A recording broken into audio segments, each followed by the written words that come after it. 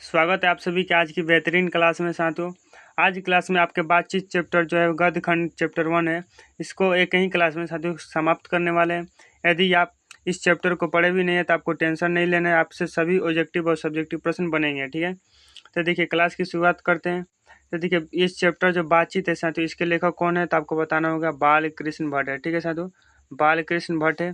चलिए इनके बारे में हम तनी जानते हैं। ठीक है, लिखा गया है साथियों, इनका जन्म जो हुआ था 23 जून 1844। ठीक है साथियों, इनका जन्म कब हुआ था तो आपको बताना होगा 23 जून 1844।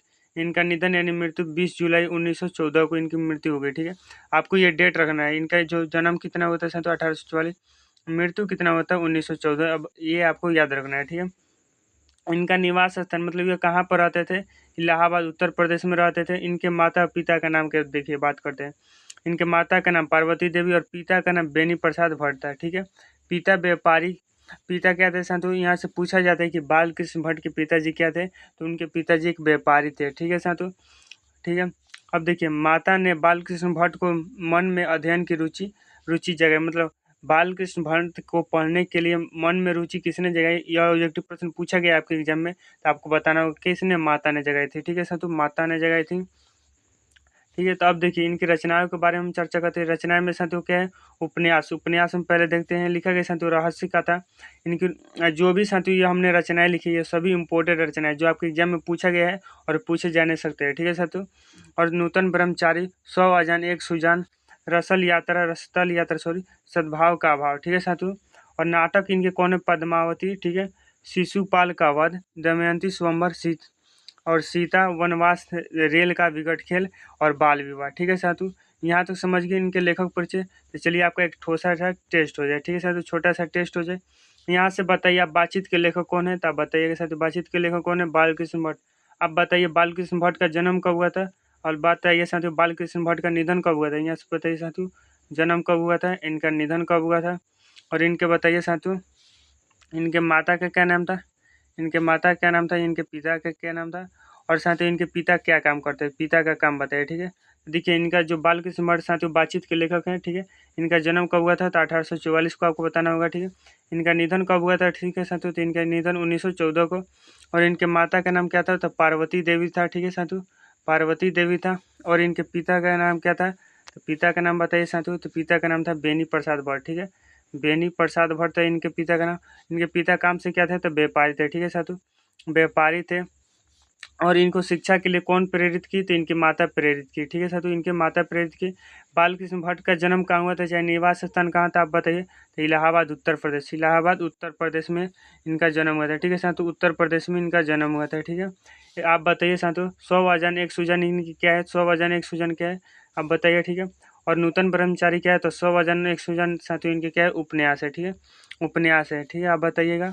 अब बताइए साथियों पद्मावत क्या है, पद्मावत क्या है, पद्मावत इनकी क्या है साथियों, नाटक है। ठीक है, इनकी पद्मावत हो गया, नाटक हो गया, नाटक है। ठीक है साथियों, पद्मावत क्या है, नाटक है। इतना लेखक परिचय से आपके ऑब्जेक्टिव प्रश्न बन सकते हैं। ठीक है साथियों, ऑब्जेक्टिव प्रश्न की आपको जरूरत नहीं, सीधे ऑब्जेक्टिव प्रश्न बनेंगे। ठीक है, यदि आप चैप्टर नहीं पढ़े तो बिल्कुल बनेंगे साथियों। ठीक है, और चैनल को अभी सब्सक्राइब न किए हैं तो सब्सक्राइब कर लीजिए। ठीक है साथियों, आपके लिए बेस्ट तैयारी होगी यहाँ पर चैनल पर। ठीक है, अब देखिए आपको चैप्टर के मूल पॉइंट जो है साथियों, चैप्टर के मूल पॉइंट कौन कौन से उस पर बात करते हैं। ठीक है, महत्वपूर्ण बिंदु चैप्टर के साथ, इस जो हम बिंदु लिखें इससे ज़्यादा आपको ऑब्जेक्टिव नहीं पूछा जाता है, इससे ज़्यादा ऑब्जेक्टिव आपके एग्जाम में नहीं पूछा है। ठीक है साथियों, देखिए पहला बिंदु साथियों कि 1877 में हिंदी हिंदी प्रतिदिन नामक मासिक पत्र निकाला है। ठीक है साथियों, यहाँ से एक ऑब्जेक्टिव प्रश्न आपके एग्जाम में पूछा जाता है कि हिंदी प्रतिदिन नामक मासिक पत्रिका किसने निकाला, तो बालकृष्ण भट्ट ने निकाला। कब निकाला था, 1877 ईस्वी में निकाला था। कब निकाला था साथियों, 1877 में निकाला था। ठीक है, बालकृष्ण भट्ट क्या थे, तो साथियों बालकृष्ण भट्ट गद्यकार थे। ठीक है, और एक यहाँ से ऑब्जेक्टिव प्रश्न यहाँ से साथियों याद रखिएगा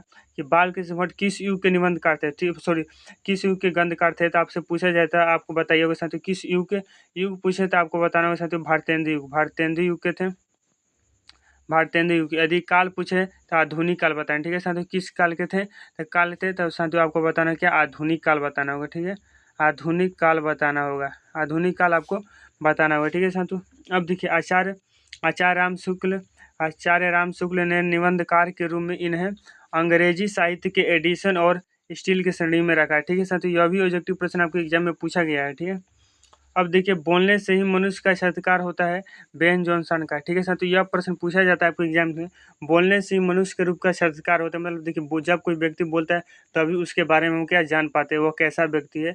यह किसने कहा था साथियों? बेन जॉनसन ने कहा था। ठीक है, असल बातचीत दो व्यक्तियों में होती है। असल बातचीत कितने व्यक्तियों में होती है? दो व्यक्तियों में होती है।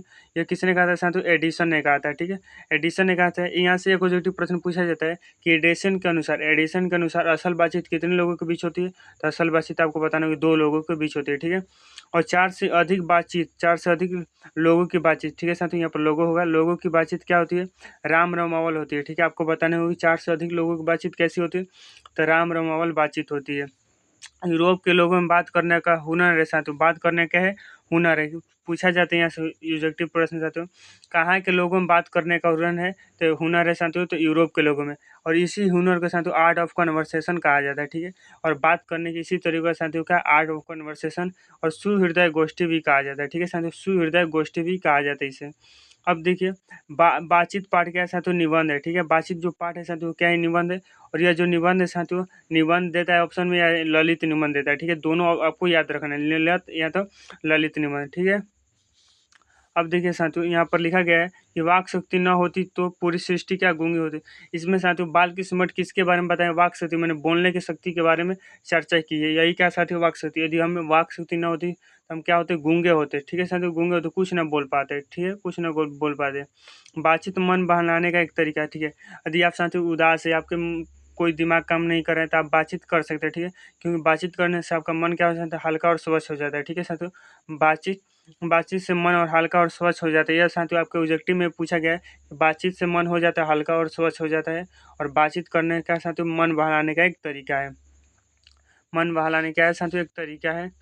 अब देखिए साथियों, यहाँ पर लिखा है गंदगी और धुआं जो भी रहता है बातचीत के जरिए भाप बनकर उड़ जाता है। यह भी आपके एग्जाम में पूछा गया साथियों कि बातचीत के जरिए क्या निकल जाता है? गंदगी और धुआं। ठीक है, गंदगी और धुआं। रॉबिन क्रूसो 16 वर्ष के उपरांत फराडे के मुख से एक बात सुनी। ठीक है साथियों, देखिए रॉबिन क्रूसो जैसे साथियों, वो 16 वर्ष से पहले जो थे, 16 वर्ष तक वो बिल्ली थी, सब मतलब जानवरों के बीच रहे। मतलब 16 वर्ष के जब हुए तो एक फराडे के साथियों, मैंने फराडे के मुख से क्या बात सुनी। यह साथियों क्या? फराडे थे। यह फराडे के मुख से इन्होंने क्या एक बात सुनी। आपके ऑब्जेक्टिव में प्रश्न ये पूछा जाता है कि रॉबिन क्रूसो ने कितने वर्ष के बाद फराडे के मुख से बात सुनी? तो आपको बताना होगा 16 वर्ष के बाद। किसके मुख से सुनी? तो फराडे के मुख से साथियों सुनी। यह भी आपको बताना होगा। ठीक है साथियों, अब देखिए आगे क्या है साथियों? आगे है साथियों कि तीन लोगों की बातचीत अंगूठी के जुड़ी नग के समान होती है। ठीक है, लेखक बताते हैं कि तीन लोगों की जो बातचीत होती है अंगूठी की जुड़ी नग के समान होती है। दो बूढ़ों की बातचीत अक्सर जमाने की शिकायत होती है। ठीक है साथियों, जमाने की शिकायत मतलब आजकल के जितने भी युवावे हैं उनके साथियों क्या ये शिकायत करते हैं। ठीक है, दो बूढ़ियों की बातचीत बेटी बहू वाली होती है। मतलब दो बूढ़ियों की जो बातचीत होती है साथियों, वह अपनी बेटी बहू की बुराई बढ़ाई में लगे रहते हैं। ठीक है, खुद से बातचीत करना सबसे उत्तम तरीका है। ठीक है, खुद से बातचीत करना सबसे उत्तम तरीका है साथियों, इस चैप्टर में बताया गया है लास्ट में। ठीक है साथियों, इस तरह इस चैप्टर के महत्वपूर्ण जितने बिंदु थे हमने आपको बताया। ठीक है, चलिए आप चाहते हैं कि इसका ऑब्जेक्टिव प्रश्न कराएं, और कितना भी आपसे ऑब्जेक्टिव प्रश्न बन रहे हैं तो आप खुद देखिएगा कितना आपसे ऑब्जेक्टिव प्रश्न बन रहा है। ठीक है साथियों, तो चलिए इसका ऑब्जेक्टिव प्रश्न कम पढ़ते हैं। साथियों पहला नंबर प्रश्न पूछा गया आपसे, इसे बालकृष्ण भट्ट की रचना बातचीत क्या है? बालकृष्ण भट्ट की रचना बातचीत क्या है? एकांकी है तो कहीं नहीं है, कहानी है तो नहीं है, यात्रा से स्मरण नहीं है। ठीक है साथियों, क्या है? ललित निबंध। हमने बताया ललित निबंध ऑप्शन में दिया जाता है या केवल निबंध दिया जाता है। ठीक है साथियों, ललित निबंध या निबंध दिया जाता है ऑप्शन में। ठीक है, अब देखिए अगला प्रश्न है साथियों कि बालकृष्ण भट्ट किस युग के निबंधकार थे? बालकृष्ण भट्ट किस युग के निबंधकार थे? तो हमने आपको युग पूछेगा तो आपको बताना भारतेंदु युग। यदि काल पूछेगा तो आपको बताना होगा साथियों क्या? आधुनिक काल। ठीक है, आधुनिक काल आपको बताना होगा। 3 नंबर प्रश्न, मनुष्य की बातचीत का उत्तम तरीका क्या है? तो हमने आपको बताया साथियों मनुष्य के बातचीत का उत्तम तरीका अपने खुद से बात करना, विभत्तापूर्वक बात करना नहीं, तर्कपूर्ण बात करना, भीड़ से बात करना नहीं, अवाक होकर अपने आप से बात करना, यानी खुद से बात करना। ठीक है साथियों, ऑप्शन नंबर डी हम लोगों का सही हो जाएगा। अब देखिए 4 नंबर प्रश्न साथियों, संवाद में सबसे महत्वपूर्ण क्या है? तो देखिए संवाद में जो सबसे महत्वपूर्ण होता है साथियों वो आत्मीयता है। और ठीक है, ऑप्शन नंबर सी हम सही लगा देंगे। अब देखिए 5 नंबर प्रश्न है साथियों कि बालकृष्ण भट्ट ने कौन सा मासिक पत्रिका निकाला था। तो हमने अभी बताया क्या, हिंदी प्रदीप मासिक पत्रिका निकाला। ठीक है साथियों, हिंदी प्रदीप मासिक पत्रिका निकालता है, कब निकाला था, तो 1877 में निकाला था। ठीक है साथियों, कहाँ से निकाला था, तो आपको याद होगा प्रयाग से निकाला। ठीक है साथियों, हमने नहीं बताया लेकिन आपको याद कर लीजिए, यह प्रयाग से मासिक पत्रिका निकाला था। ठीक है, ऑप्शन नंबर सी हम लोगों का सही हो जाएगा। अब देखिए साथियों बताइए 6 नंबर, बातचीत किस विधा की रचना है। तो आप अभी बताइए, बिना ऑप्शन के बताइए। तो देखिए बातचीत हमने की विधा मतलब कौन सी रचना है। ठीक है साथियों, तो ये क्या है साथियों, निबंध है। ठीक है, बातचीत क्या है साथियों, निबंध है। ट्रिक क्या है साथियों, ट्रिक याद करना, बातचीत करना नीमन नहीं लगता, बातचीत करना नीमन नहीं लगता यानी निबंध है। ठीक है साथियों, निबंध है। ठीक है, निबंध है या ललित निबंध साथियों ऑप्शन में दिया जाता है। अब देखिए कि बालकृष्ण भट्ट का जन्म कब हुआ था। तो बालकृष्ण भट्ट का जन्म को साथियों वह कितना 1844 में हुआ था, 1844 को हुआ था। ठीक है, 23 जून 1844, 23 जून 1844 यानी देखिए ऑप्शन नंबर बी हम सही लगा दें। और इनकी मृत्यु कब हुई थी साथियों, तो 1914 को हुई थी, 1914 की इनकी मृत्यु हुई। कहाँ इनका जन्म हुआ था, तो इलाहाबाद उत्तर प्रदेश में इनका जन्म हुआ था। इनके माता का नाम पार्वती देवी था, उनके पिता का नाम क्या था, बेनी प्रसाद भट्ट, बेनी प्रसाद भट्ट तो इनके पिता का नाम था। ठीक है साथियों, इतनी बातें आपको याद रखना है। अब देखिए 8 नंबर प्रश्न साथियों, 8 नंबर प्रश्न, संयोगिता स्वयंवर रचना है। संयोगिता स्वयंवर किसकी रचना है, तो आपको याद रखना है साथियों, यह श्रीनिवास की रचना है। ठीक है, श्रीनिवास ऑप्शन नंबर सी हम लोगों का सही हो जाएगा। अब देखिए 9 नंबर प्रश्न साथियों, कौन सी रचना बालकृष्ण भट्ट की नहीं है, कौन सी रचना बालकृष्ण भट्ट की नहीं है। नूतन बरचानी हमने आपको बताया, 100 वजन 1 सुजन यह भी बताया, सद्भाव का अभाव यह भी। देखिए साथियों तीनों जो क्या है फिर इम्पोर्टेड है, इम्पोर्टेड साथियों आपको याद रखना है। ठीक है, और परीक्षा गुरु नहीं है, इसलिए ऑप्शन नंबर डी साथियों इसका क्या हो जाएगा हम लोग का, ऑप्शन नंबर डी बिल्कुल सही उत्तर हो जाएगा। डी ऑप्शन बिल्कुल सही उत्तर हो जाएगा इसका, डी ऑप्शन। ठीक है साथियों, अब देखिए 10 नंबर प्रश्न साथियों कि कौन सी रचना बालकृष्ण भट्ट की है, कौन सी रचना बालकृष्ण भट्ट की है।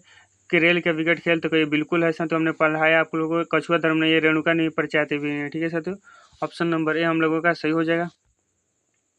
अब देखिए 11 नंबर प्रश्न साथियों कि रोबिन क्रूसो 16 वर्ष के उपरांत किसके मुख से बात सुनी।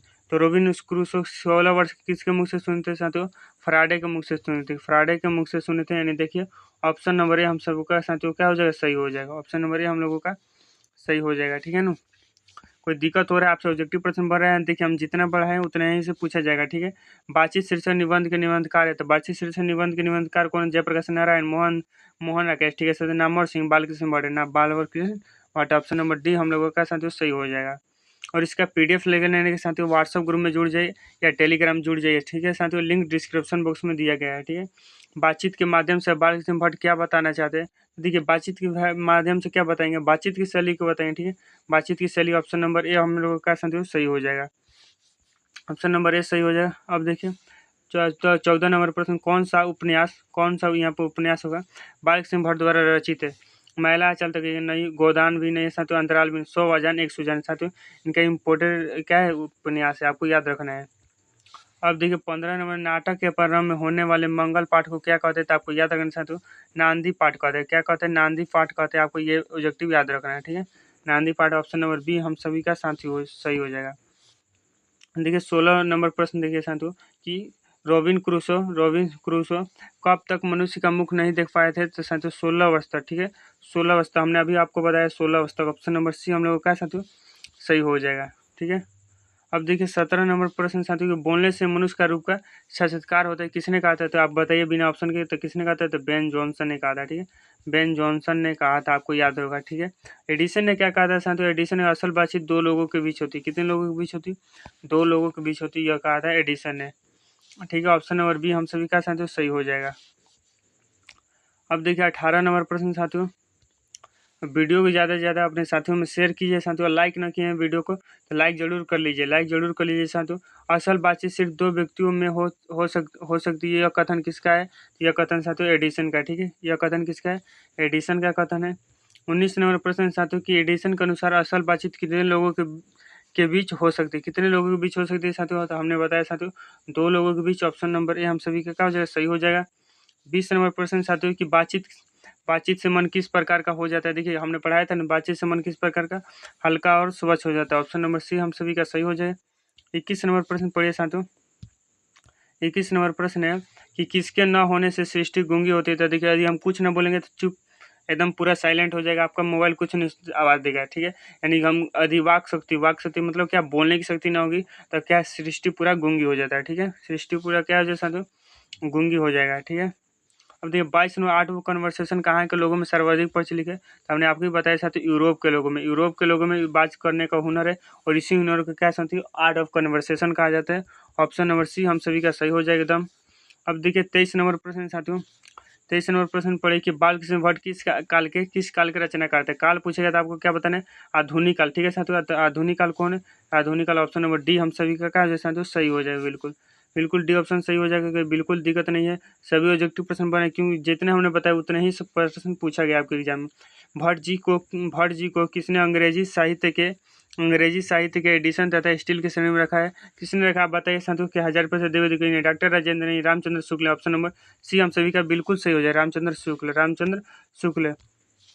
25 नंबर प्रश्न, बालकृष्ण भट्ट का निवास स्थान कौन सा था। बालकृष्ण भट्ट का निवास स्थान क्या लखनऊ उत्तर प्रदेश, नहीं Allahabad Uttar Pradesh. Option number B बिल्कुल सही हो जाए। ठीक है साथियों, बी ऑप्शन बिल्कुल सही हो जाए। अब देखिए 26 नंबर, बालकृष्ण भट्ट ने किस मासिक पत्रिका किस मासिक पत्रिका का संपादन किया था, तो क्या साथियों, क्या आर्यवर्त ने, नहीं हुंकार भी नहीं साथियों, Hindi Pradeep. Option number C बिल्कुल सही, ऑप्शन नंबर सी बिल्कुल सही हो जाए। ठीक है, अब देखिए 27 नंबर प्रश्न साथियों, कि बालकृष्ण भट्ट ने हिंदी प्रदीप नामक मासिक पत्रिका निकालना कब प्रारंभ किया था, तो 1877 में किया था, 1877 में किया। ठीक है साथियों, 1877। 28 नंबर प्रश्न पढ़िए साथियों, कौन सी रचना बालकृष्ण भट्ट द्वारा रचित नहीं है, कौन सी रचना बालकृष्ण भट्ट द्वारा रचित नहीं है। ठीक है, तो देखिए यहाँ पर देखिए लिखा गया है साथियों, लिखा गया है पद्मावती है, वेणी संगार यह भी है साथियों, मेघदूतम मेघनाथ का वध। ठीक है साथियों, तो मेघदूतम नहीं, ऑप्शन नंबर सी इसका बिल्कुल सही हो जाए। ठीक है साथियों, तो 28 ऑब्जेक्टिव प्रश्न थे,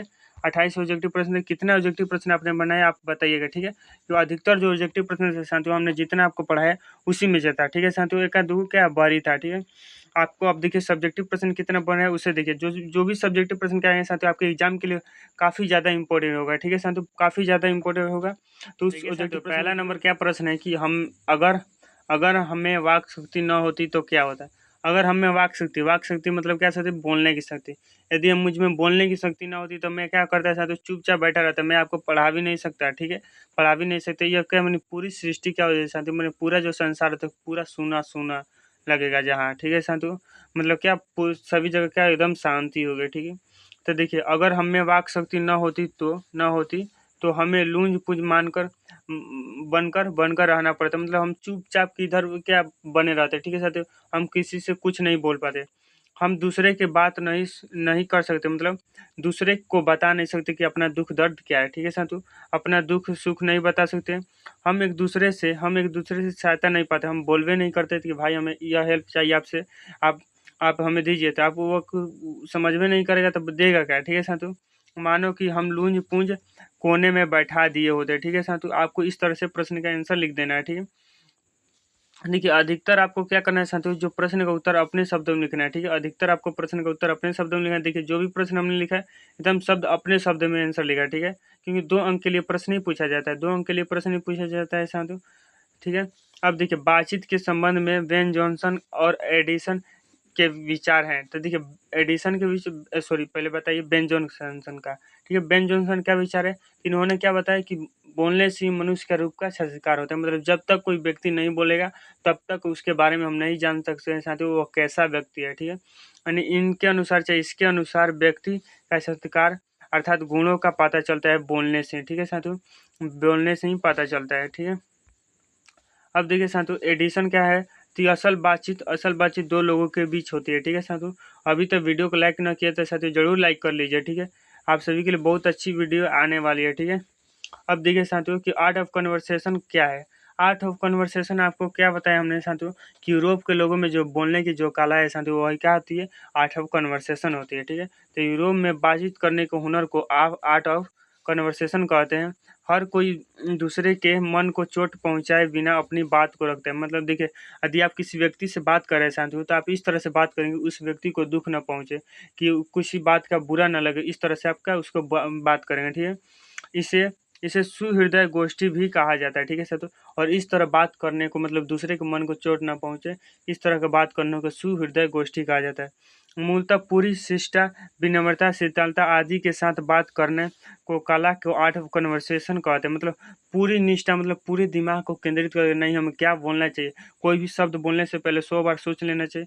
मतलब इस तरह से बात करने का आर्ट ऑफ कन्वर्सेशन है। ठीक है साथियों, आर्ट ऑफ कन्वर्सेशन है जिससे किसी किसी का भी मन आहत नहीं होता है, मतलब आत्म उस मन को चोट नहीं पहुंचता है। ठीक है साथियों, तो देखिए इस तरह हमारे साथियों चैप्टर 1 जो है साथियों बातचीत कंप्लीट होता है। बातचीत पूरा चैप्टर कंप्लीट होता है। इतना ही ऑब्जेक्टिव सब्जेक्टिव आपके लिए बोर्ड एग्जाम के लिए बहुत ज़्यादा इंपॉर्टेंट है साथियों, हमने जो आपको करा दिया। ठीक है, इसी प्रकार साथियों हर चैप्टर आपको कंप्लीट कराया जाएगा, तो चैनल को सब्सक्राइब कर धर लीजिए, क्योंकि आपके बोर्ड एग्जाम 2025 के लिए बहुत इंपॉर्टेंट चैनल होने वाला है। ठीक है साथियों, तो चलिए धन्यवाद।